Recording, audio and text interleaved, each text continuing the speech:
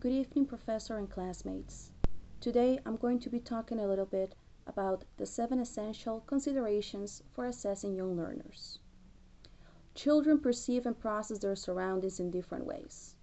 Adults have learned through different experiences to deal with the stressful scenarios, to understand why they happen and how to confront them. Children have a harder time understanding and processing their emotions, which can lead them to develop anxiety and rejection to a specific experience. It is important to have this in consideration when trying to teach and assess a foreign language, since they are still exploring their native language and being introduced to a second language can be a challenge. It is up to the teacher to make it a positive experience so they can be more open to what we're trying to teach. When assessing a second language, it is important to create a calm and welcoming atmosphere for the students.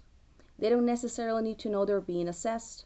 Several activities can be practiced in class where the students learn and express what they have learned, letting the teacher have an insight of how they apply what has been taught in class.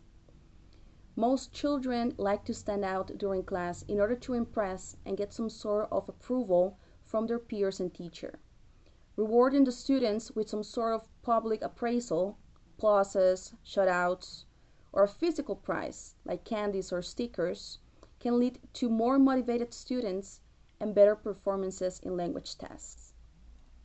Teachers also need to take into consideration that children still don't have a very solid grasp of the concept of action and their consequences, making it hard for them to differentiate between past and present tenses.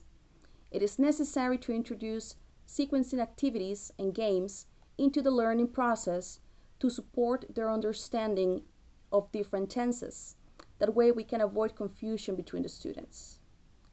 During childhood, children become very curious and want to understand why things happen the way they do.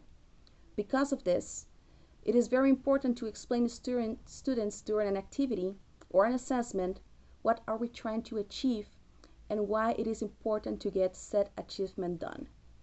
And students will be more motivated and open to a learning experience if they know why they are required to do a certain task. At this very young age, children are still learning their native language. Acknowledging this is very important when developing an assessment to make sure kids are able to correlate the vocabulary between their native language and the second language they're trying to learn. Lastly, but not less important, teachers need to bear in mind that children get distracted easily.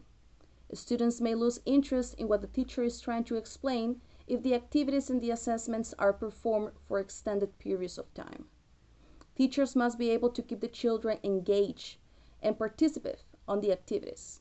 And a good way of doing this is making sure the activities vary from one to another, that they don't last more than 15 to 20 minutes each, and to explain very well what needs to be done and what is the purpose.